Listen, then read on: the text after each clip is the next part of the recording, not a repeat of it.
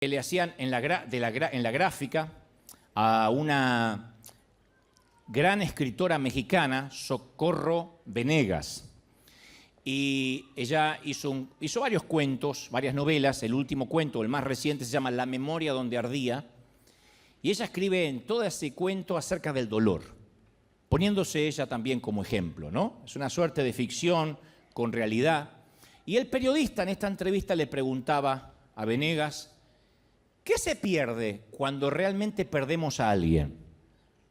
Hablando del duelo, hablando de perder a un ser querido.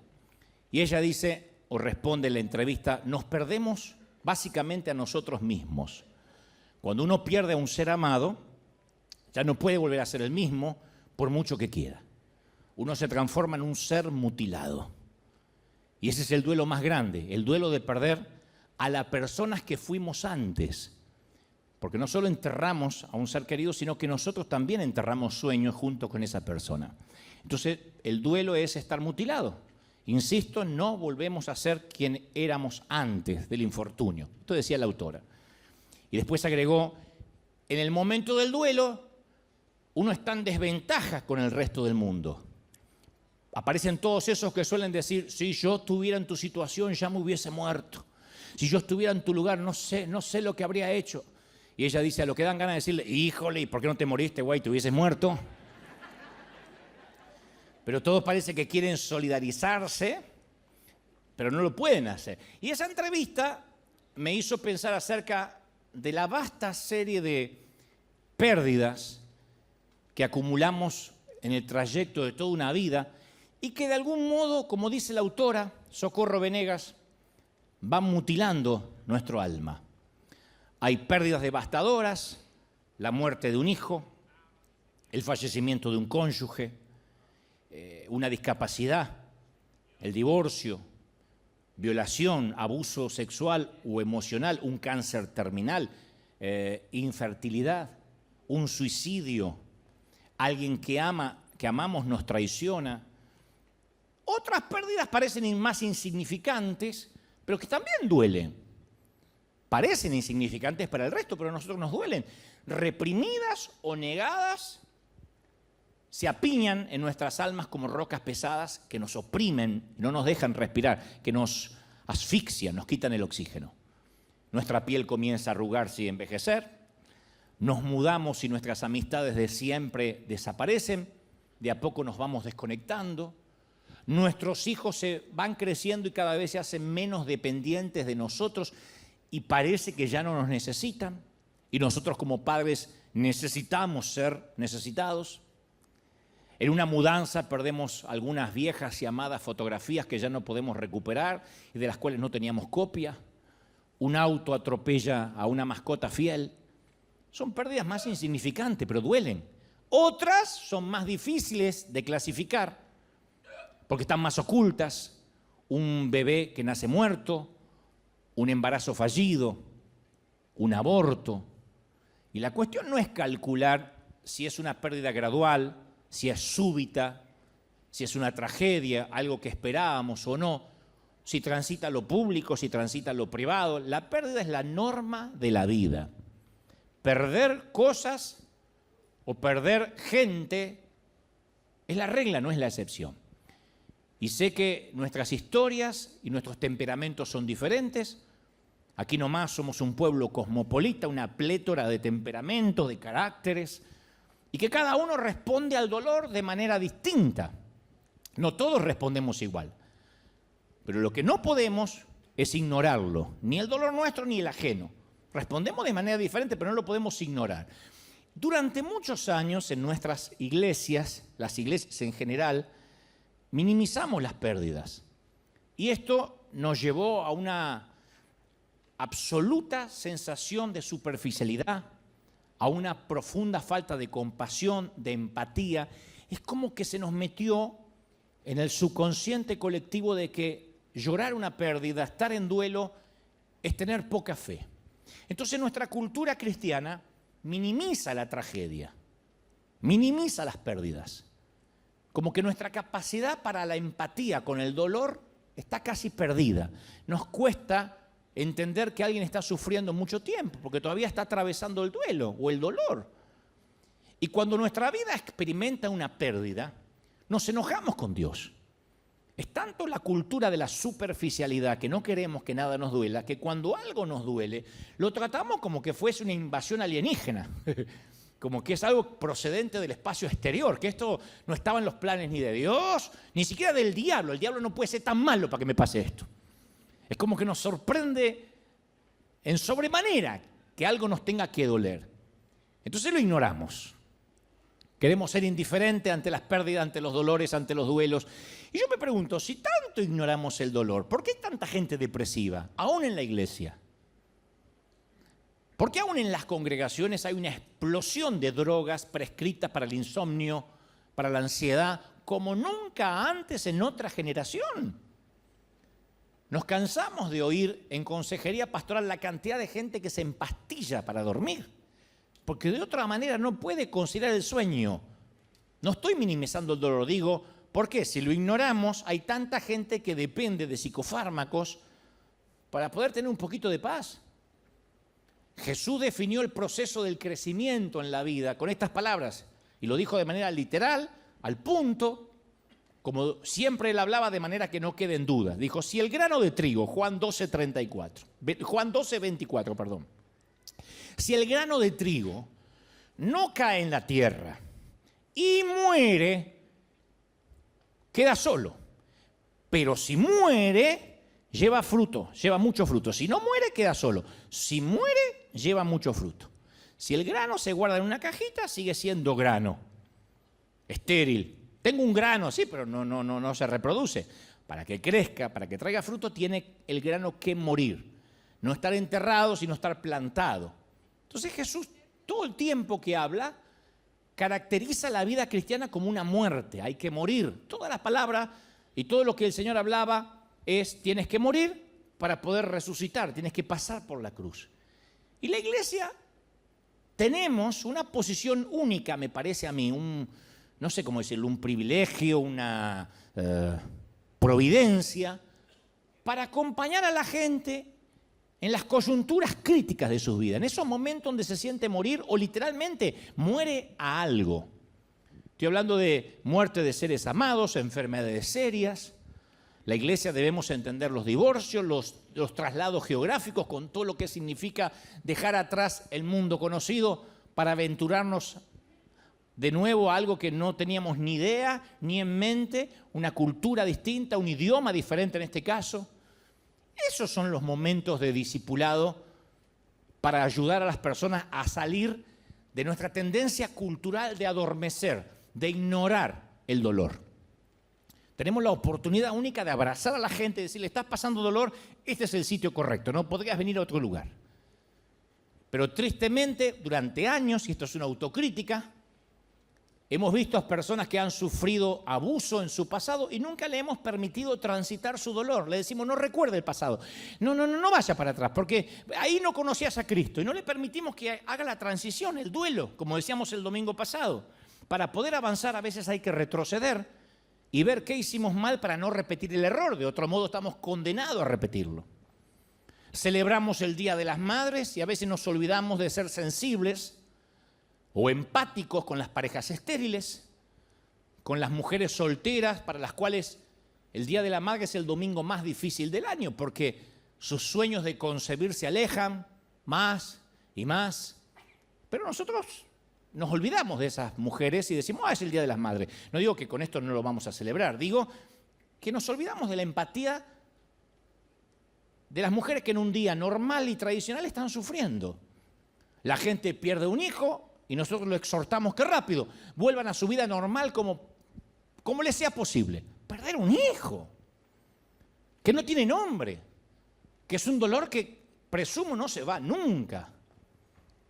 Citamos Filipenses 4:4, le decimos regocijaos en el Señor siempre. Una persona nos cuenta que está atravesando un dolor, un divorcio, una separación, una traición, y le recitamos Romanos 8:28, y le decimos, y sabemos que los que aman a Dios, todas las cosas le ayudan a bien. Sí, yo lo sé, pero estoy atravesando un dolor, nos confiesa. Y a veces no le dejamos que atraviese su luto, que haga el proceso de ese valle de sombras por la pérdida de sus sueños. David dijo, aunque atraviese el valle de sombras, o sea, no es una opción, tenemos que atravesarlo, no acampar ahí, no quedarnos ahí de por vida, pero eventualmente tendremos que atravesar valles de dolor. Un joven comienza a explorar su pasado, busca arqueológicamente en su niñez y se da cuenta que enfrenta el abandono que sufrió cuando niño, y nosotros le decimos, no mires para atrás, ahora es un adulto, mira para adelante, pero es necesario que él vaya y sane. Pero tenemos mucho miedo a prestarle atención al dolor. Pero yo estoy convencido que a menudo, si acaso la mayoría de las veces, Dios utiliza el dolor para hacernos crecer. El dolor es necesario, no nos gusta, a mí no me gusta sufrir, a ustedes tampoco, pero a través del dolor es que decidimos cambiar. Si no hay dolor, no hay cambio. Leí una frase por ahí que dice, cambiamos y crecemos cuando el dolor de mantenernos como estamos se vuelve mayor que el dolor de cambiar. Cambiamos cuando el dolor de permanecer como estamos es más grande que el dolor de tener que cambiar. Entonces el dolor nos saca de la zona cómoda, el quebranto. Por eso es necesario el duelo, por eso es necesario respetar los que están sufriendo, aunque estemos en la iglesia, porque es el proceso psicológico y la respuesta emocional ante la experiencia de una pérdida. Y uno tiene que tener una teología sobre eso. Es decir, acá hay mucha gente que ha perdido cosas, que ha perdido seres amados, que han tenido que atravesar o están atravesando un luto, que es el proceso, nada menos, de adaptarse a una nueva normalidad de vida, a una silla vacía, a una cuna que no tiene a un niño dentro, a una casa silenciosa, a una pérdida de empleo, a una nueva normalidad física, andar con muletas, a estar confinado en una silla de ruedas, a un cambio de una posición cómoda financiera a una que es más paupérrima. Eso es una nueva normalidad. No podemos decir cambié y ya está, tengo que tener alegría. Cuesta. Dicen que hay 5 etapas durante un duelo, los psicólogos. Primero la negación, el enojo, la negociación, la depresión y finalmente la aceptación. Esas son las 5 etapas del duelo. Y aunque a mí me ayuda bastante, y yo sé que esto es utilitario, práctico, a mí me gusta observar en las Escrituras cómo David atravesaba sus duelos, entre tantos que hay en las Escrituras. Pero me sorprende cómo David, porque David lo expresa al ser poeta, con su prosa descarnada, él contaba cómo atravesaba los procesos de pérdidas. Me encanta su respuesta al dolor, la respuesta del rey David a la pérdida. Cuando David se entera de la muerte de Saúl y Jonatán, él canta, compone una canción, una endecha, que es una canción de lamentación, y entonces le pide a todos, a todo el pueblo, en su discurso como rey, dice, hijas de Israel, llorad por Saúl, en 2 de Samuel 1:24. Le pide a las mujeres de Israel que lloren por Saúl. David está ansioso porque otros se le unan al llanto, que derramen lágrimas de dolor por la enorme pérdida que ahora está enfrentando la nación de Israel.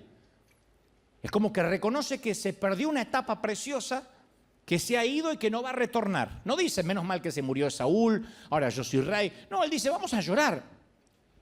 Y en 2 de Samuel 1:18, David también ordena que en su endecha, o sea, su canción de lamento, se les enseñe a los miles de hombres de Judá. Él dice que el llorar no sea un patrimonio solo de las mujeres. David, a pesar de ser un guerrero, era un tierno. Él dice que no lloren solo las mujeres, también los hombres deben llorar. Quiero que la aprendan, que la memoricen y que la repitan, este lamento por Saúl y Jonatán. Y yo pregunto, ¿cuándo fue la última vez que cantamos en la iglesia un lamento como ese en el servicio de adoración a Dios? De hecho, ¿quién recuerda la última vez que se te enseñó la importancia de afligirse por una pérdida e integrarla a la adoración a Dios? Hoy vengo a adorar y vengo a llorar que estoy deshecho. ¿Cuándo fue la última vez que alguien te dijo, bueno, si tienes ganas de llorar, llora, mijo? Llore como macho hombre. Que se te caigan los mocos entre los bigotes, así, llora. Generalmente dicen, no, confiese victoria, no le dé lugar al diablo. Entonces, ¿por qué David obliga a la gente a prestarle atención al dolor? ¿Por qué quiere que ellos expresen su dolor, insisto, por las muertes de Saúl, el ex rey, y Jonatán, su hijo? ¿No hay acaso mucho trabajo para hacer ahora que viene una transición a una nueva gestión de gobierno, que él tiene que tomar el trono? ¿No tiene otras directivas financieras, económicas para dar? Sí, seguramente sí, viene la transición gubernamental, pero David entiende lo indispensable que es el dolor para la madurez espiritual. Está bien que a veces no estés bien. Está bien. Está bien que a veces duela. David sabe lo importante que es cuando dedicamos tiempo a lamentar nuestras pérdidas antes de seguir adelante, no quedarte ahí. Pero hay un tiempo que necesitamos decir, yo necesito una pausa. Si yo no lloro, si yo no reveo mi vida, no sé si voy a poder seguir. David sabe lo importante que es para la gente mantenerse conectada con la realidad y no huir del dolor. No podemos huir del dolor. Te voy a decir algo, Salmos es el libro más popular de la Biblia, está más o menos en la mitad de las Escrituras. Incluye, para los que nunca lo leyeron o no sabían, incluye salmos de adoración, de acción de gracias, hay muchos salmos de sabiduría, de arrepentimiento, salmos que expresan dudas, pero la mayoría están lejos de ser alegres. Por lo general hay muy pocos salmos de alegría. Más de los 150 salmos se clasifican como lamentos, cortavenas. La mayoría de los 150 salmos son medio como los boleros o como los tangos argentinos. Me dejó la morocha y se fue con otro, la desgracia. Bueno, algo así son los salmos. Salvando la distancia, ¿no? ¿Cómo querés que me quieran los pastores después de esto? Está comparando los salmos con el tango. Bueno. David escribió la mayoría de los salmos, según la tradición. Y los lamentos prestan atención a la realidad, a esta vida que a veces se pone dura, a la vida que a veces se pone difícil y a veces hasta brutal y nos deja en la lona y parece que nos quitó el oxígeno. O sea, estos salmos toman nota de la aparente ausencia de Dios que sentimos. No digo que Dios está ausente, lo que nosotros sentimos como tal. Los salmos advierten cuando las circunstancias parecieran que nos hacen creer que Dios ni siquiera es bueno, que nos abandonó. Esas situaciones que dicen, no me digas que Dios me está amando y cuidando porque yo no lo siento así ahora. Salmos que claman consuelo, que claman compasión. El Salmo 43:2 dice, ¿por qué andaré enlutado por la opresión del enemigo? Se lo pregunta a Dios, ¿por qué tengo que andar con dolor? Porque el enemigo no para de oprimirme. El Salmo 77:8 dice, ¿has cesado tu misericordia? ¿Cuántas veces oramos así en privado? Señor, ¿te olvidaste de mí? ¿Te olvidaste de tener misericordia de mí? Dice el salmista. Salmo 42:3 dice, fueron mis lágrimas mi pan de día y de noche. Porque una cosa es llorar en el sosiego de la noche, cuando el alma se ensancha, cuando nos vamos a descansar. Otra cosa es decir, no, yo todo el día vivo angustiado. Ahí está en la declaración de los salmos. Salmo 88:6 dice, me has puesto en el hoyo profundo. Un salmo que le echa la culpa a Dios de estar en el hoyo. En tinieblas profundas.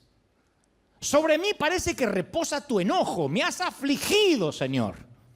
Ahí están escritos, son crónicas descarnadas. Y muchos de nosotros hemos adoptado la costumbre de negar el dolor, de negar la aflicción. No, estoy bien, y mientras te llevan en la ambulancia al hospital. Quizá la manera más popular de no prestar atención a nuestro dolor y a nuestras pérdidas sean los mecanismos que tienen que ver con la adicción. Cuando tratamos de llenarnos de algo para no pensar en lo que nos duele. La gente utiliza el trabajo, la televisión, el alcohol, salir de compras, de parranda, los negocios, las aventuras sexuales, todo con el fin de mitigar el dolor, de no pensar. Por eso es que comienza el alcohólico a tomar, para no pensar. Conocí un borracho que decía, ¿y por qué tomas? Para olvidar. ¿Para olvidar qué? Para olvidar que soy un borracho. ¿Y qué usamos los cristianos? Para olvidar el dolor. El servir a Dios, incansablemente. El ser un 24/7 servidor de Dios. Usamos el servir a Dios para no tener que enfrentar el dolor. Entonces las actividades cristianas, el estar toda la semana metido en la iglesia y sirviendo, se vuelven dañinas cuando las utilizamos sin darnos cuenta para escapar del dolor, para no enfrentar el dolor. Es una adicción más santa, si se quiere, más religiosa, pero adicción al fin.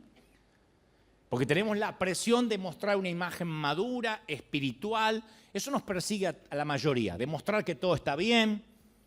Y olvidamos que ninguno de nosotros es perfecto, que todos sufrimos. Generalmente los predicadores no suelen contar sus infortunios, sus tristezas, sus depresiones, pero porque la mayoría finge. Y no porque son hipócritas necesariamente, sino porque piensan que si se muestran auténticos eso va a socavar la autoridad. Piensan que si se muestran débiles, el que está escuchando va a decir, si este está débil, ¿qué me queda para mí? Me suicido. ¿Piensan eso? Yo creo que no. Yo creo que nos hace bien saber que no somos perfectos. ¿Cuántos de nosotros quisiéramos, por ejemplo, no me digan amén, pero por la carita voy a saber que me dicen amén, ¿cuántos de nosotros quisiéramos borrar ciertos acontecimientos de nuestra historia pasada para no deshonrar el nombre de Dios? ¿Cuántos quisiéramos decir, ay, eso si lo pudiera borrar, no quiero que me lo recuerden? David no lo hizo. Como rey, podía haber hecho borrar cualquier registro de su fracaso moral, pero usó su poder para asegurarse que en los libros de historia todas las generaciones futuras leyeran de que él había fracasado. De hecho, David escribió una canción sobre el fracaso. Ahí está el Salmo 51 cuando dice, canción que compuso David después que pecó con Betsabé y se arrepintió. O sea, le puso el título para que quede claro. No es como esos compositores que cantan, no sabes si le canta a la luna, al amigo, a la novia o al tío. No, acá está clarito. Y compuso una canción de quebranto para que se cantara en los servicios de culto de Israel y se publicara también en los manuales de culto, que son los salmos. Lo puso en el cancionero, el día que fracasé. Otro de los grandes hombres, Pablo, escribe, deja escrito, le dice a las iglesias de las cuales él pastoreaba, le dice acerca de los ruegos que él tiene personales, acerca de los cuales Dios no le respondió respecto a un aguijón de la carne, que todos presumen que era una debilidad. Algunos dicen, no, era corto de vista. No, él está hablando porque en otras ocasiones él amplía más y dice, mi carne hace todo lo contrario a lo que mi espíritu desea. Él habla de una debilidad que quiere que Dios le quite. Y después le agradece a Dios por esas debilidades, porque le recuerda a los lectores que esa debilidad lo mantiene humilde y que se perfecciona a Dios en su debilidad. Abre el corazón. ¿Cuántos cristianos conoces hoy en día que harían esto? O de manera pública. Les voy a contar mi debilidad. La Biblia no oculta los defectos y el dolor de sus héroes. Moisés era un asesino, la esposa de Oseas era una prostituta, Pedro reprendió a Dios, Noé se emborrachó, Jonás era racista, Jacobo era mentiroso, Juan Marcos abandonó a Pablo, Elías se sentía deprimido, Jeremías era depresivo y suicida, Tomás dudaba, Moisés tenía mal temperamento, Timoteo tenía úlceras. Ustedes tienen menos Biblia que una mezquita, lean. Cuando se ríen en el momento equivocado es porque no han leído la Biblia. Entonces, el secreto era que no ocultaban el dolor, ni ocultaba quiénes eran. Los antiguos hebreos expresaban físicamente sus lamentos. Rasgaban su vestidura, se ponían cilicio, se ponían cenizas. Tras la caída de Jerusalén, Jeremías escribe todo un libro de la Biblia llamado, ¿quién sabe? Lamentaciones. Lamentaciones. Es como decir, voy a escribir un libro que se llama Cortavenas. Lamentaciones. No es metafórico, son lamentaciones, las quejas de Jeremías. Y ahí están las Escrituras.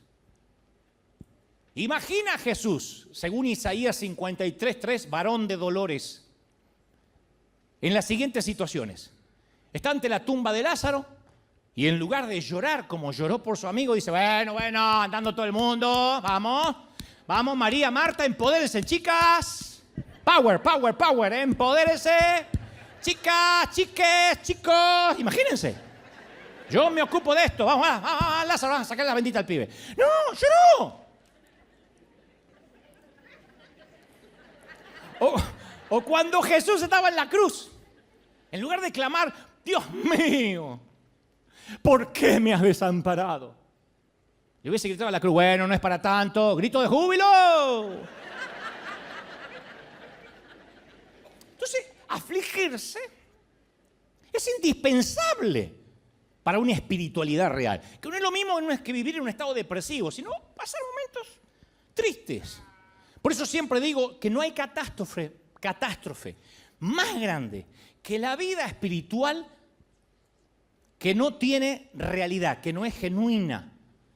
Cuando estamos sumergidos en una falta de realidad, no hay peor cosa, lo voy a decir de una manera fina para que entiendan los que fueron a la Universidad de Harvard. Como yo fui. Miré de afuera, saqué una foto maravillosa. Y fui a varias a conocer.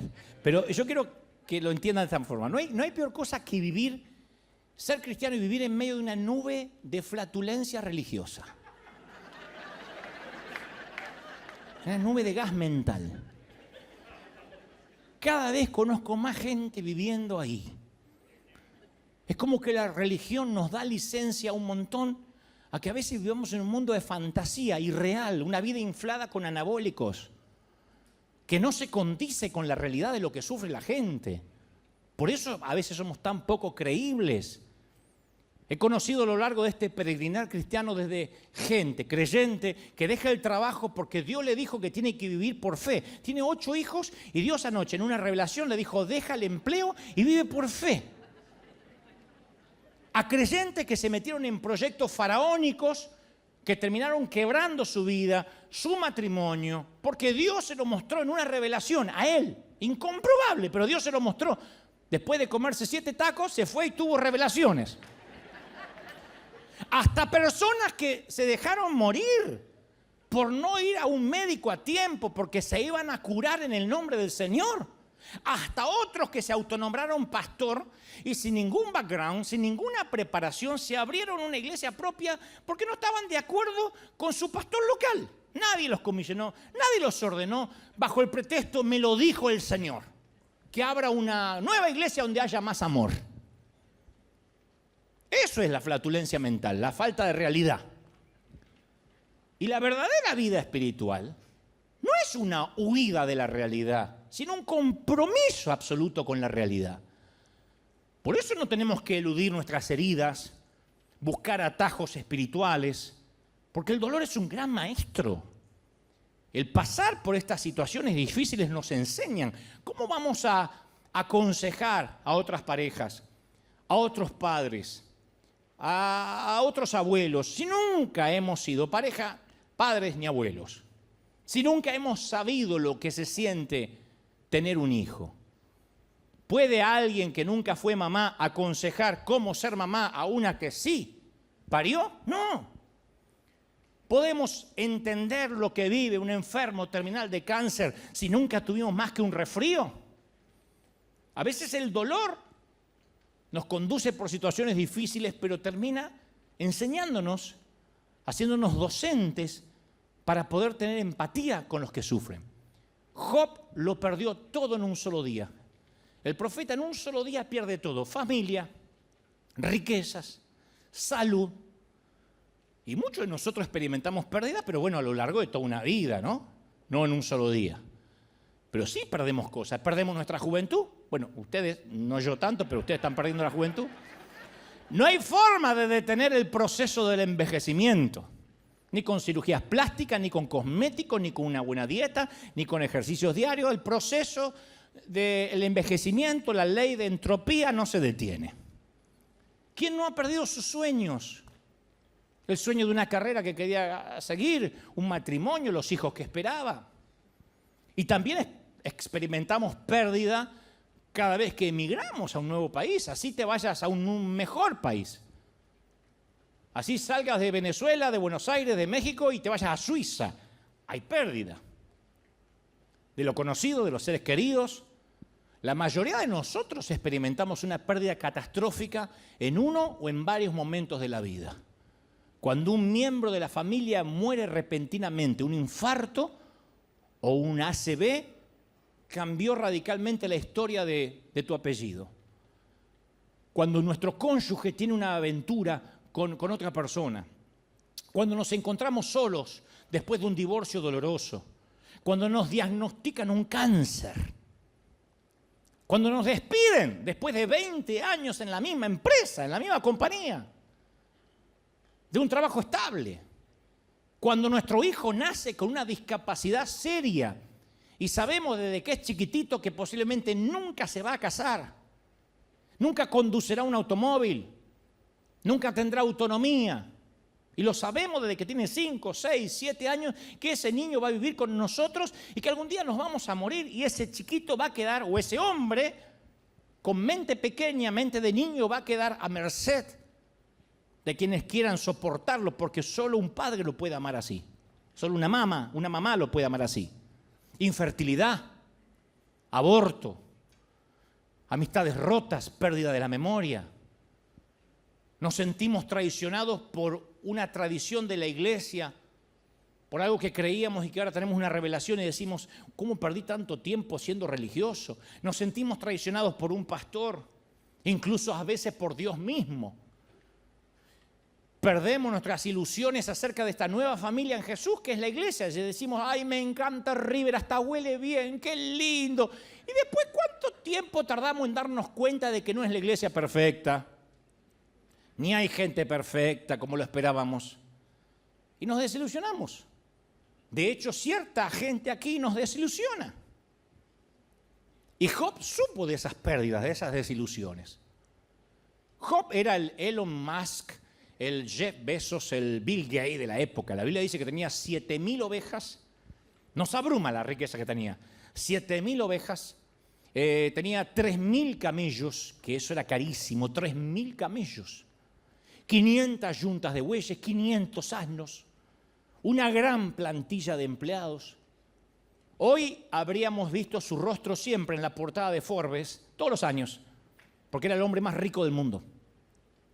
Entre sus activos había una flota del Rolls Royce, Bugattis, Lexus, 2 Tesla para ir a la feria, aviones privados, yates impresionantes, negocios prósperos, patrimonios inmobiliarios en expansión. Y Job 1.3 dice que entre todos los habitantes del Oriente era el personaje de mayor renombre, era uno de los más influyentes, era un hombre también piadoso. Temía a Dios, dice las Escrituras, y vivía apartado del mal. De repente, todas las fuerzas del cielo y de la tierra se pusieron en contra de Job y Job se vio en medio de una pelea cósmica. Para hacer la historia corta, el enemigo va, habla con Dios, le dice, quiero que le quites la cobertura para que yo lo aflija y vamos a ver si este tipo, sin tanto dinero, sin aparecer en Forbes, sin el yate, te sigue adorando. Y Dios dice, vale. Y el pobre tipo estaba abajo, mirando cómo jugaban al tenis arriba.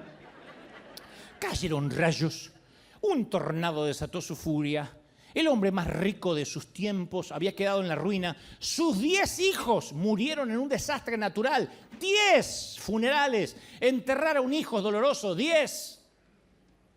Job no pecó, no culpó a Dios, lo adoró, respondió de una manera increíble, lo adoró. Después su cuerpo se cubrió de ampollas dolorosas. Dice la palabra, desde la planta de los pies hasta la coronilla tenía ampollas, peor que la viruela del mono. Las úlceras se le infestaron de gusanos. O sea, no tenía ni la asepsia mínima. Le entró una fiebre muy alta, con unos escalofríos atroces, el insomnio, el delirio, el ahogo llenaron sus días, no podía respirar. Aquella horrible enfermedad le consumió el cuerpo. Job no le quedó otra opción que mudarse fuera de las murallas de la ciudad, al basurero del lugar, al refugio de los marginados. Se sentó solo, aislado, sufriendo su solitario destino. Y por último, su matrimonio se vino abajo. Uno ve a la esposa de Job y dice, qué mujer desalmada, que no lo apoyó. Pero después de 10 funerales, de una mamá que entierra 10 hijos y un esposo seriamente enfermo, ya tuvo suficiente. Pobre mujer. Por eso va y le reprocha y dice, ¿todavía mantienes firme tu integridad? ¿Todavía hay algo de lo cual adorar a Dios? Maldice a tu Dios y muérete. Son palabras duras, pero solo aquellos que han experimentado el dolor intenso sabe que uno dice palabras tan atroces y hostiles como esa en momentos de dolor. Y lo que hace más desconcertante la historia es la naturaleza inmerecida de su sufrimiento. Porque no había conexión entre ese tamaño dolor y un pecado oculto o expuesto. Era injusto. ¿Por qué el amor de Dios le hace esto a Job? ¿Cómo hubiésemos nosotros respondido ante una pérdida así, catastrófica? ¿Vives en Beverly Hills o vives en una zona residencial? De repente un huracán te barre todo, se mueren tus hijos, te quedas en la nada, indigente. ¿Cómo hubiésemos respondido? Yo digo siempre, el sufrimiento es difícil, duro, pero también diferente para cada uno. Lo dije hace un ratito. Cada familia y cada cultura afronta el dolor de manera distinta. Yo pienso que nuestra cultura es determinante en la manera de afrontar el dolor, ya seamos norteamericanos, latinos, chinos, árabes, afroamericanos, judíos de Europa del Este o caucásicos. Pero todos nosotros afrontamos de manera distinta el dolor. En un extremo del espectro están los anglosajones, los gringos, los huesos colorados, que siempre que hacen un funeral o tienen dolor, ellos tienen unas emociones, parece como sin alboroto y sin desorden. Parece que de chiquitito le dicen, si algún día tenés un infortunio, no pierdas la calma. Yo he ido a los primeros funerales en mi vida, gringos, son muy pragmáticos. La mayoría, siempre hay excepciones a la regla, ¿no? Pero la mayoría no sabe si estás en un memorial o en la entrega de los Oscars. ¿Vieron los memoriales o los funerales gringos? Son así. Pasa el hijo del difunto totalmente estoico, el chiquito tiene 11 años y pasa así, como para una graduación, vestido impecable como un gato de rico, todo así. Y dice, oh, papá era realmente genial. Oh, ¿sabes? Me enseñó a jugar baloncesto y me hacía las mejores malteadas. Y está el viejo ahí en el cajón, pero ni lo mira. En el extremo opuesto estamos los latinos. ¡Ah! Que nos pasamos toda la noche llorando frente al ataúd. Y es más, hay peores. En lugares como Italia y Grecia, las mujeres llevan ropa negra por el resto de su vida, las griegas y las italianas. Ropa negra por el resto de su vida después de la muerte de su esposo. Capaz que tienen 3 maridos más, pero con ropa negra. Y en los funerales italianos, yo los he visto, hasta golpean el féretro con los puños, gritan el nombre del muerto. Las viudas enojadas insultan al muerto porque se murió. ¡Imbécile! ¡Ma calzone! ¡Perché sei morto! ¡Perché sei morto! Mi hai lasciato vedova pianto! ¡Perché sei morto! Y todo el mundo se enteró. Saltan dentro de la tumba cuando bajan el ataúd, se tiran arriba, lo tienen que sacar. Torna indietro, Enzo Giuseppe, torna, que dice retorna, vuelve de la vida. ¿Lo que va a volver?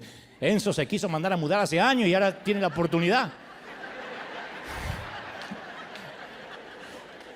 Torna indietro, Giuseppe, Enzo.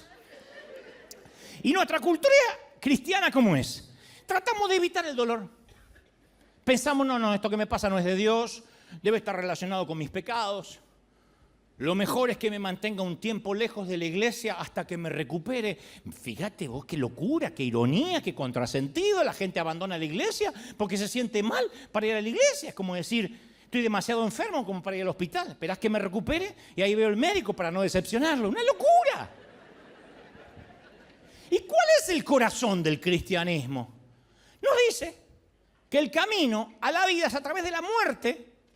como el grano de trigo y la resurrección.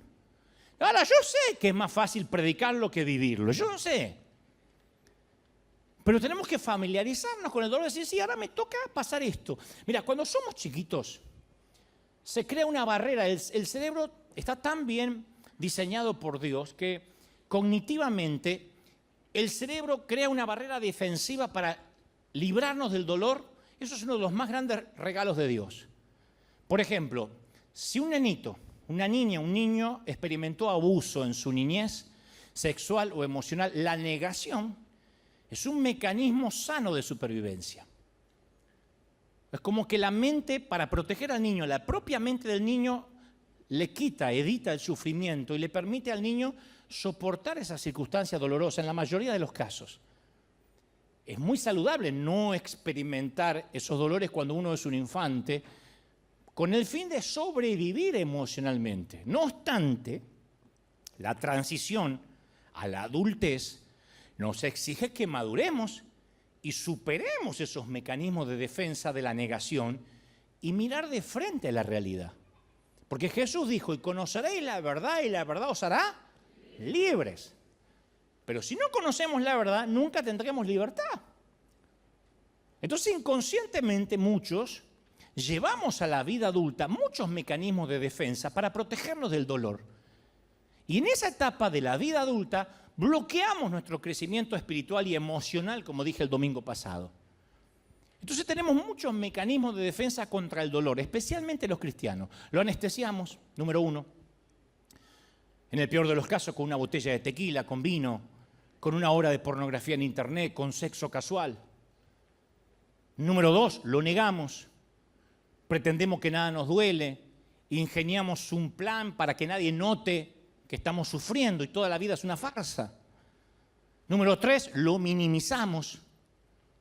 No me duele, esto ya va a pasar, tengo victoria, hay otros que sufren peor que yo, no me puedo quejar. Sí, pero es tu dolor. Hayas perdido a tu madre o un auto atropelló a tu mascota. Es tu dolor. Número 4, lo enterramos. Escondemos el dolor debajo de un calendario de actividades, nos ponemos a servir a Dios sin descanso, porque mientras más ocupados estamos, menos tiempo tenemos para pensar en lo que estruja nuestro corazón. Número 5, nos autocastigamos, nos flagelamos, nos azotamos, no con látigos, pero usamos reglas, listas de cosas para hacer, ritos que acatar, penitencias dolorosas disfrazadas de sana doctrina, todo para que duela menos lo que realmente tenemos que sanar. ¿Qué sentido tiene que una mujer se ponga una mantilla en la cabeza, nunca se corte el cabello, mida la falda para que jamás se le vea la rodilla y tenga un alma pútrida de dolor?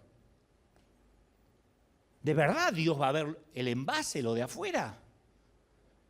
6, evitamos mencionar el dolor, nunca lo sacamos a colación. No le digas a la familia, mucho menos que se entere el pastor. Y mantenemos todo muy superficial. Cruzamos los dedos para que el monstruo del dolor se mantenga en el fondo del lago, en lo profundo. Número 7, desviamos el dolor. Atacamos a nuestros hijos con explosiones de carácter. Nos desquitamos con nuestro cónyuge. Le gritamos a los empleados, a otro conductor, al chinito, que todos los chinos manejan bien, no sé por qué hay que gritarle. Número 8, neutralizamos el dolor. Decidimos que nunca jamás nos volverán a lastimar. Entonces creamos la foto de la familia perfecta, somos cristianos perfectos, vivimos para las redes sociales. Hay un montón de gente que vive para las redes sociales, que en vez de disfrutar en un restaurante, con la persona que tienen enfrente en la mesa, están pensando en sacarse la foto para que lo vea otro. Van a la playa y en lugar de disfrutar la playa están pensando, uy, cuando lo vean, acá, cuando lo vean, ¿y qué pusieron? Y después ya no está más en la playa. Está viendo qué pusieron los gansos que no fueron a la playa. Y armamos una vida superficial para mantenerlos al control. Matrimonios que se llevan como perro y gato, pero se sacan muchas fotos para dar un falso testimonio de algo que no existe. Eso es para evitar el dolor, la confrontación.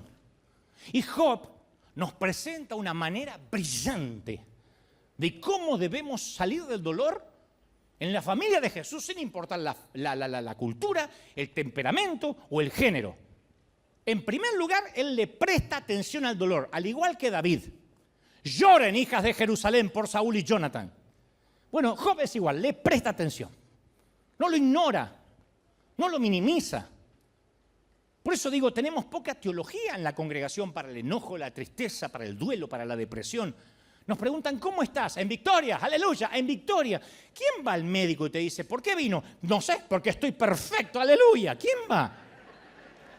¿Por qué ocultar las hemorroides? Y sufrirlas en silencio. ¿Qué hace Job? No reprime nada. Grita su dolor. Maldice el día que nació. Está ahí en las Escrituras. Parece que fueran versículos de menor categoría. Y a veces los censuramos, pero no nos corresponde a nosotros censurar lo que no nos conviene.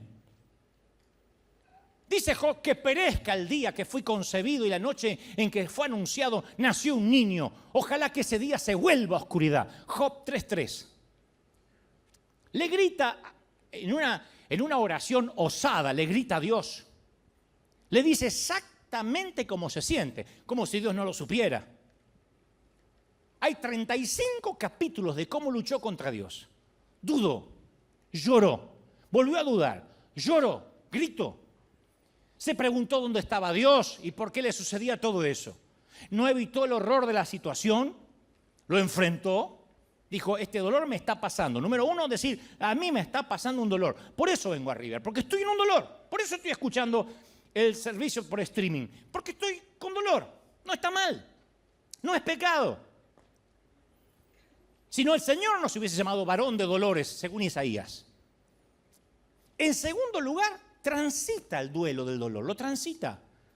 Aunque atraviese el valle de sombra y de muerte, no temeré mal alguno, dijo David. Job lo atraviesa. Yo no sé ustedes, pero yo detesto esperar en el tránsito. Detesto. Un argentino detesta más que cualquier otra cultura esperar. Los argentinos no deberíamos esperar. Detesto esperar para subir un avión. Yo soy de eso de que cuando aterriza el avión, viaje adelante o viaje atrás, ya se paran así y quedamos como pollos todos así, con la maleta. Estuvimos 8 horas sentados y ahora estamos como pollos así, esperando que abra. Dice, abriremos la puerta dentro de 3 horas y media. No importa, yo me quedo 3 horas y media así. Detesto esperar en la sala del dentista. Detesto ir a emergencia y que me hagan llenar una planilla. Mi mayor reto, por más de 50 años que he seguido a Cristo, ha sido creerle cuando tengo que transitar el limbo de la espera. Yo prefiero el control, como todos ustedes, por más que me miren con esa cara de santo devoto de Santa Clara de Asís. Yo sé que les cuesta esperar. Entiendo por qué Abraham, después de esperar 11 años, la promesa de que tendría un hijo, toma el asunto en sus manos y engendra un bebé de manera natural. Lo entiendo. Los ismaeles abundan en nuestras iglesias y en nuestra vida personal. Los atajos. Por eso uno de los mandatos más radicales del Señor es guarda silencio ante el Señor. Guarda silencio y espera en Él con paciencia. Salmo 37:7. Guarda silencio, cierra el pico, cierra la jeta, dice una versión Dante habla hoy, y espera. Obedecer requiere humildad. Job pasa un periodo de duelo donde los allegados lo dejan. Porque la teología de la gente que lo rodeaba a Job, como a veces la teología de quienes nos rodean, no tiene suficiente Dios en la ecuación para atravesar esa etapa, ayudarnos a atravesar la etapa del dolor. Todos quieren venir a resolvernos el problema y a darnos consejo, cuando uno no quiere escuchar consejo, uno quiere un abrazo. Job tuvo que batallar con sus 3 amigos religiosos que estaban convencidos de que él estaba sufriendo por pecado. Job, estás cosechando lo que sembraste, le dicen al lado de la cama. Necesitas arrepentirte. El otro religioso dice, algo habrás hecho. Estás sufriendo por tu pecado. Estos 3 amigos representan el legalismo de la iglesia. Y esta no era la verdad. Estaba sufriendo a pesar de que era inocente. Y sus amigos, como muchos creyentes hoy, se creían que eran Dios y se ponían en lugar de Dios y dice, esto dice Dios. Entonces Job tenía dos luchas por delante. Con sus amigos que dicen, esto dice Jehová, y encima todo lo que le estaba pasando. Viste que esa gente siempre que cree saber por qué está pasando lo que está pasando, siempre aparecen. Esos babosos, perdón, esos están distribuidos estratégicamente para que te encuentres de 2 a 3 por día. Uno dice, hoy los voy a esquivar, te vas a encontrar mínimo 3. Están distribuidos de manera estratégica. En sus intentos de explicar lo que Dios está haciendo, te torturan. ¿Te pasó de sentirte peor después de haber hablado con gente que en teoría vino a alentarte? Te quiero dar una palabra de aliento. El Señor me dice que aunque toques las puertas de la muerte, porque este cáncer va a empeorar, cuando te arrepientas de tus pecados, Él me dijo que la victoria viene. Pero ¿por qué no te llevas la victoria, la corona y te vas a otro lado? Hay momentos que te exasperan. Entonces Job entendió que él no puede oír a nadie cuando está pasando de luto, que no sea el que viene a abrazar, decir, estoy contigo. Vamos a salir juntos de esto. Se supone que somos amigos, se supone que soy tu pastor y vamos a salir juntos. No pregunta por qué. En tercer lugar, Job acepta sus límites. Se siente que es limitado. Yo me pregunto si la pérdida más grande que todos vamos a tener es un día darnos cuenta de que tenemos límites. Eso nos hace humildes. El principio de la sabiduría es saber todo lo que no sabemos. Job aceptó sus límites. Yo te voy a dar una lista realista y cruda de tus límites, porque me están mirando diciendo, yo no. Yo te voy a dar una lista. Me voy a incluir. Nada más para que no se sientan solitos. Me voy a incluir. Nuestro cuerpo físico. Nuestro cuerpo se está muriendo. Todos nuestros cuerpos se están muriendo. Todos estamos más cerca de la tumba que del útero. Todos, ninguno va al revés. Ninguno va en reversa. Todos nos estamos muriendo y algún día regresaremos al polvo. Todos tenemos que comer, beber y dormir para vivir un día más. Fíjate qué dependencia. ¿Quién dice, yo me puedo acostumbrar a no comer? El día que te acostumbras a no comer, te morís. Pero todos tenemos que comer, beber y dormir. Ni siquiera todos los cirujanos plásticos del mundo pueden detener tu proceso de envejecimiento.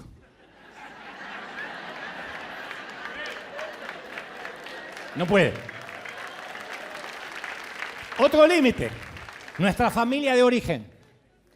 Nuestra familia actual, como te dije el domingo pasado, nuestro origen étnico, el país natal, nuestra cultura, nos dieron límites, dones y límites. Todos llegamos a nuestra edad adulta con límites heredados de nuestra familia. Nuestro estado civil es un límite. El matrimonio es un límite, la soltería es un límite. Son límites dados por Dios. Si eres casado no puedes hacer las cosas de soltero. Si eres soltero no puedes hacer las cosas de casado.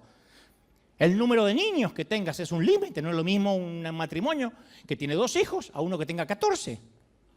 Dígame si no es un límite. Nuestra capacidad intelectual. Ninguno de nosotros es brillante en matemáticas, ingeniería, carpintería, física y música al mismo tiempo. Ni siquiera un argentino es bueno en todo eso. Nuestros talentos y dones son límites. Jesús tenía todos los dones. Yo puedo tener 2, 3, capaz que tú tienes 10. Pero es un límite. Los recursos financieros. Estamos limitados a los recursos. Nuestro nivel de prosperidad nos limita. Nuestra materia prima. Dios nos dio una personalidad, un carácter, un yo único. Yo tengo dentro del espectro autista un síndrome que integra la categoría más amplia del trastorno del espectro. Es un don y es una limitación a la vez, porque ese trastorno neurobiológico, en mi caso, es un don grande para escribir, para crear, para hablar, pero me limita en ciertas emociones, socialmente, me produce ciertas rutinas obsesivas compulsivas que no te importan, no te voy a contar porque eso es chismerío, no viene al caso. Nuestro tiempo es un límite, tenemos una vida para vivirla. No podemos hacerlo todo. A mí me gustaría vivir en Oregon y disfrutar la lluvia de ahí de Portland, en la Toscana, Italia, en Manhattan, pero no puedo. Quisiera tener otras profesiones, otras disciplinas, no puedo, mi tiempo no me alcanza, la vida ya no me alcanza. Nuestro entorno o iglesia es un límite. Trabajamos en medio de cardos y espinas. ¿Quién no quisiera la iglesia perfecta? Pero nosotros no tenemos perfección para darla, de modo que la podamos exigir. ¿Quién tiene un código de moral demasiado alto para decir merezco la mejor iglesia? Nuestra comprensión espiritual es un límite. Dice Deuteronomio 29:29, lo secreto le pertenece a Dios. Entonces, crecer significa que no somos el centro del universo, que no somos el eje del planeta. Y para algunos es muy doloroso aprender esto. Pero nuestro ego tiende a ser tan exagerado que actuamos a veces como si fuésemos Dios. Y tenemos fantasías, por eso las famosas flatulencias mentales. Siempre estamos hablando de las grandes visiones y queremos hacer más de lo que Dios dispuso que hagamos. Nos agotamos pensando que podemos realizar más cosas de las que podemos hacer. Corremos sin pausa, convencidos que si paramos, nuestro mundo se va a detener. La iglesia, los negocios, los niños, que todo se va a parar. No, nada se va a parar. Nos vamos a ir de aquí. El mundo hará, los que te quieren, un minuto de silencio. La Tana golpeará, la italiana, tu ataúd y dirá, más calzones, ¿para qué te fuiste? Regresa en tieto. Los gringos dirán, se fue, menos mal. Pero te fuiste. Entonces a veces tenemos que bajarnos de nuestro trono para unirnos al resto de la humanidad. Es una obligación, eso es crecer. Una parte de nosotros odia esos límites. Y esto es en parte la razón por la cual sentir dolor es un requisito para alcanzar la madurez espiritual. Porque los límites nos hacen pensar, wow, qué dependiente soy de Dios. ¿Viste lo que uno siente cuando se enferma? Cuando nos agarró COVID. Que uno dice, no, yo más o menos la pasé, pero hay algunos que no se podían mover de la cama. Es un espanto esa sensación donde ayer estabas bien y de repente el dolor es en todo el cuerpo, te ahogas. Ahí uno dice, qué limitado soy. Yo tenía planes para las vacaciones, para ir a tal lado. Esa es la lección de Job. Porque él no solo fue transformado espiritualmente, sino que cuando entendió que el dolor era un maestro, dice que el Señor lo hizo prosperar de nuevo. Y le dio 2 veces más de lo que tenía. Y el Señor bendijo los últimos años de Job más que los primeros. Su riqueza se duplicó. Dios le dio 10 hijos nuevamente y vivió por muchos años. Pero eso lo recibió cuando supo que el dolor era su maestro. Cuando dijo, estoy limitado, dependo de Dios. Él es mi gracia, Él es mi favor. Su poder se perfecciona en mi debilidad. Alguien tiene que decir amén. Mirá, mucha atención a esto. El mensaje central de Cristo es que el sufrimiento y la muerte traen resurrección y transformación. Pero recién viene la resurrección cuando algo muere. Ahí nace lo nuevo. Cuando nace lo nuevo nos volvemos compasivos como nuestro Padre. Si pasaste por una enfermedad, por un problema familiar, recién ahí entiendes al pobre, a la viuda, al huérfano, al marginado, al herido. Por primera vez los comprendemos y no los juzgamos. El dolor nos despoja de las pretensiones, de lo que no es esencial. Estamos más aptos para deshacernos de cosas que no son importantes. Viste que el dolor hace que uno decida qué es lo que te va a importar y qué es lo que ya no te va a importar. Nos libramos de tener que impresionar a otros. Ya no nos motiva a agradar a la gente, ya no vivimos para las redes sociales. Aprendemos a decir, Dios sabrá por qué, no tengo idea por qué me pasa esto. Aprendemos a decir, Dios sabrá por qué, no entiendo. Porque ahora nos caracteriza una mayor humildad, una mayor vulnerabilidad. Colocamos a Dios, el dolor hace que coloquemos a Dios en el centro de nuestras vidas y comencemos a rechazar las metas pueriles, superficiales, trivias. Fluye un nuevo amor de nosotros que antes no teníamos. Entonces quiero que entiendas esto. Hay un dolor que es antes de la operación. Cuando dices, o me intervengo quirúrgicamente o este dolor me mata. Pero después hay un dolor que es después de la intervención, es el postoperatorio. O tiempo de recuperación, que le dice, vaya y haga reposo, no se mueva. Hay gente que después de la operación ha tenido que dormir sentado, sentada. o los puntos te tiran, o tienes que tener cuidado al bañarte, no te puedes quitar la venda. Ese es el dolor de la recuperación, ese es un dolor saludable. Y yo sé que hay mucha gente acá, si acaso la mayoría, que está viviendo el dolor de la recuperación, el posoperatorio. Solo porque sientas dolor no significa que no estés mejorando. Si te duele es porque estás cicatrizando. Por primera vez se están arreglando tus cosas. El otro dolor es el que no tenías que seguir teniendo. Este es el dolor de cuando Dios metió la mano. Hoy te vas a ir de acá con dolor, porque estuve trabajando, dice el Espíritu Santo en tu corazón. ¿Viste cuando se te va la anestesia de la boca luego de ir al dentista? Y trabajaron mucho porque hicieron un root canal o limpieza. Se te va la anestesia y te empieza a doler. Y lo lógico, si estuvieron metiendo la mano ahí durante 1 hora y media. Bueno, hoy el Señor metió la mano durante casi 1 hora en tu corazón y te va a doler. Hoy a la tarde vas a tomar decisiones, vas a decir, wow. El dolor antes de la operación no tenía propósito. Pero el dolor después de la operación tiene propósito.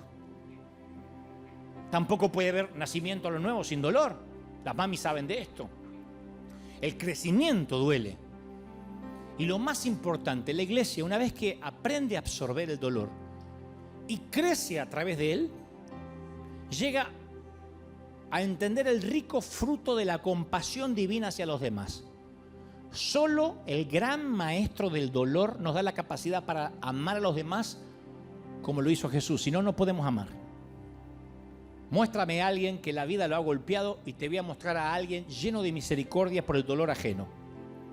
Muéstrame a un nene o a una nena de papá que todo lo que quiso lo tuvo, que es un caprichoso, que si no le dan lo que quiere se pone a gritar y a hacer escándalo, y te voy a mostrar a alguien que no tiene empatía, que no ama a nadie y que se vive mirando el ombligo, aunque ya sea adulto. ¿Qué tal si nuestras heridas más profundas era justo lo que Jesús necesitaba para llevarnos al ministerio? ¿Qué tal si en tratar de arreglarnos nosotros mismos nos presentamos así, imperfecto ante Jesús, y le decimos, Señor, úsame, acá estoy con mis heridas? ¿Qué tal si eso que pedimos, que Señor, sana rápido, de hecho es un regalo, este es tu mejor tiempo? El mejor tiempo es el posoperatorio. No se te tienen que abrir los puntos. Quédate quieto, descansa, espera en Él. ¿Qué tal si tú, que estás desesperado por sanar, esas cargas que le pides a Dios que remueva son justo lo que necesita Dios para moldear tu carácter? Hay 2 tipos de dolor. Uno que nos encierra en nosotros mismos, que crea traumas, por cuyas heridas ni siquiera puede entrar la luz. Y el otro, el dolor que enseña, el que nos confiere un corazón de grafeno, que nos da la capacidad de ser receptivos al dolor ajeno. Yo sé que hay mucha gente acá que no tuvo otra opción que ser valiente y tuvo que enfrentar la diálisis, la quimio, el caminar por el panteón, el cuidado de intensivos. Yo sé que a veces la vida no te dejó otra opción que ser valiente. Como decía mi papá, hacer de tripas corazón. Una enfermedad, una pérdida, una humillación, y tuviste que respirar y salir adelante. Y haber superado el periplo de ese viaje interno, de ese viaje desgarrador, ha hecho que hoy dispongamos de un tendón espiritual magnífico. El dolor es un gran docente, te hace fuerte. Es el faro que nos avisa desde la orilla que hay un riesgo inminente y que podemos chocar contra los arrecifes. Si decidimos escondernos en la bodega como un polizón, no vamos a solucionar el problema, no vamos a crecer. La única salida posible es girar el rumbo, alzar las velas, ser un piloto de tormenta, tomar nuestras vidas por el timón, buscar mares más serenos, corrientes más propicias, vientos más esperanzadores. Y el aprendizaje obtenido tras esa experiencia nos hará único. Nos hará único si no vas a conectar con la vida. Así que hoy yo te invito, esta mañana, por primera vez quizá, a que juntos celebremos y honremos y le agradezcamos a un gran docente, don Dolor. Vamos a decir, Señor, gracias porque eso me trajo hasta aquí, me capacitó, me ayudó y me bendijo. Vamos a honrar al maestro del dolor. vamos a honrar con un aplauso a ese dolor. Celebra por los momentos difíciles, como Job. ¿Te atreves a adorar por los momentos duros? Agradece por los momentos de dolor. Celebra al Rey. ¡Aleluya! No. Celebra de verdad, como si fuera una gran victoria. Dile, Señor, gracias. Caramba que duele, pero celebro ante Dios que me tocó pasar ahora. ¡Aleluya! Vamos, celebra al Rey de Reyes, al Señor de Señores. ¡Aleluya!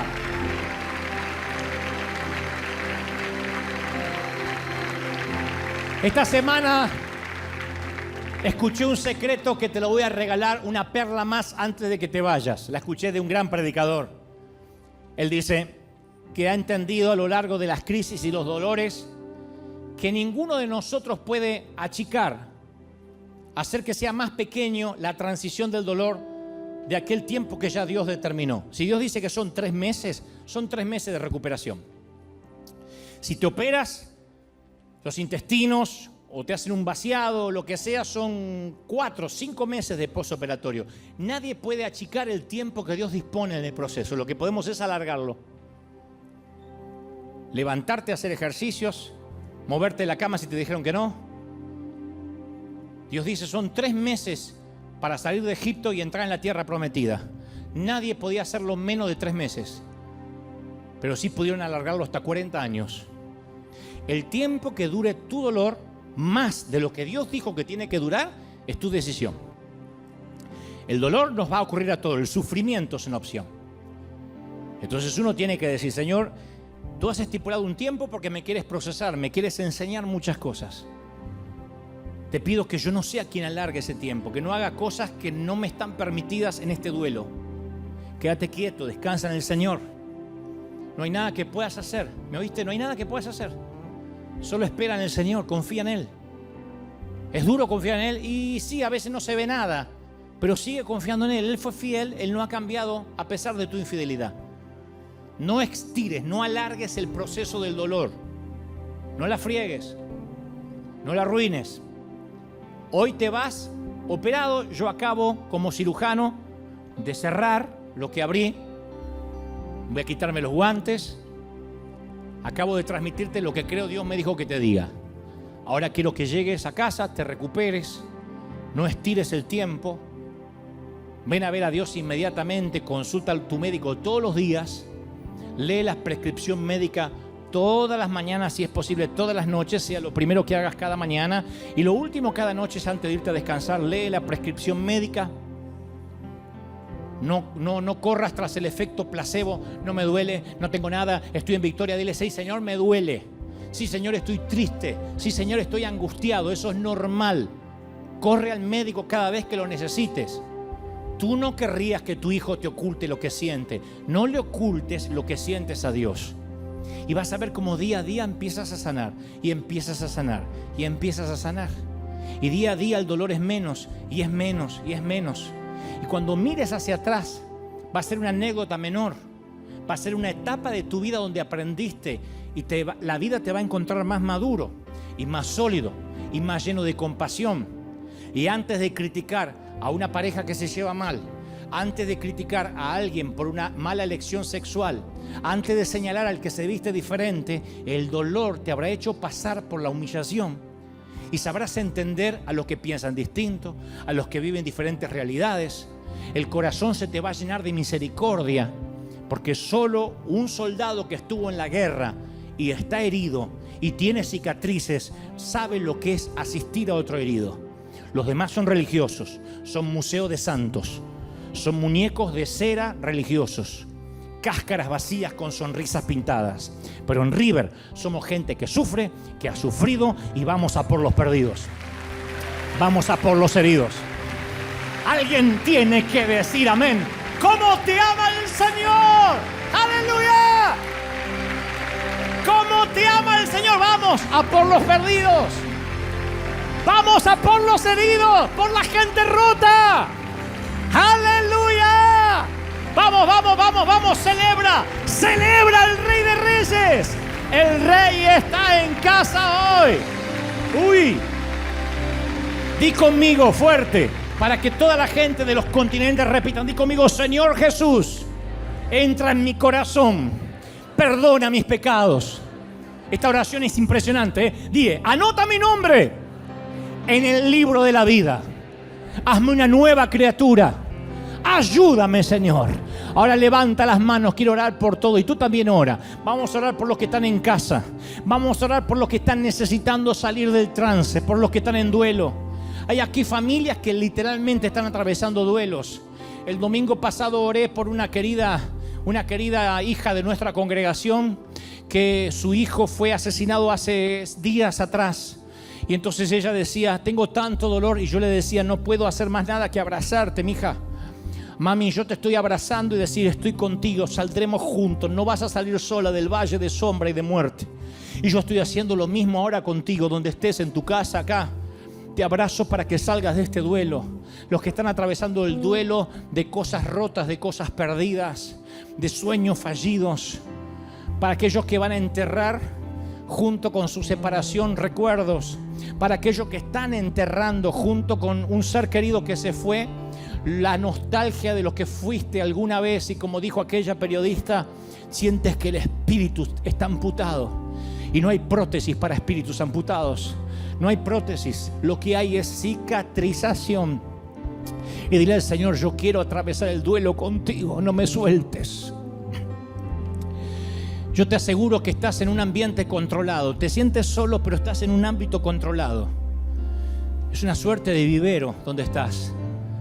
Tú crees que estás en medio de una isla, en la isla Galápagos, pero como las pequeñas tortugas a las que le ponen un pequeño fuentón, así es como te mira Dios. No estás en una isla, estás en un ámbito controlado. Hay decenas de ángeles que a un chasquido de dedos del Señor correrán a tu ayuda. No habrá más carga, no habrá más dolor del que podrás soportar. Dios sabe de qué estás hecho y sabe cómo te está forjando. Y Él te ha deshecho y te ha hecho muchas veces como el alfarero. Pero deja que el Señor te procese. No pelees más, no des más cosas contra el aguijón. Deja que Dios procese tu carácter en medio del dolor. Vamos, llora si querés llorar. Llora como macho hombre. Llora como una dama mujer. Y dile: Señor, atravieso el valle sabiendo que voy a salir del otro lado. Dale gracias a Dios porque Él, como buen médico, no te dejará salir de la crisis hasta tanto cicatrices. Él no quitará las vendas hasta que sepas que puedes tener una vida normal. Mientras tanto, mientras que estés atado metafóricamente a esa muleta, a esa silla de ruedas, a esa cama, estás controlado. ¿Has oído aquella frase? El enfermo está bajo control, está asistido todo el tiempo, tiene oxígeno, tiene suero. Bueno, eso es lo que está ocurriendo con tu vida. El Señor te ha puesto en cuidados intensivos. Y tú crees que te ha abandonado, pero Él dice: yo te puse en cuidados intensivos. 24 horas te estoy asistiendo. Yo no te voy a dejar solo. No vas a pasar a la habitación común todavía. Porque te quiero controlar.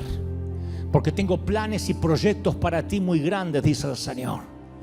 Y para eso tu carácter tiene que procesarse. Para eso tu temperamento tiene que pasar por el crisol. El oro tiene que quedar debajo y la impureza tiene que subir para que yo la quite. Y esa ira oculta en ti, ese dolor oculto en ti, esa lujuria oculta en ti, ha de subir a la superficie. No te asustes. Yo te estoy refinando, dice el Señor. Yo te estoy procesando, dice el Señor. Vamos, levanta las manos y comienza a adorar al Señor por eso. Dale gracias por el gran maestro del dolor. Dale gracias por la docencia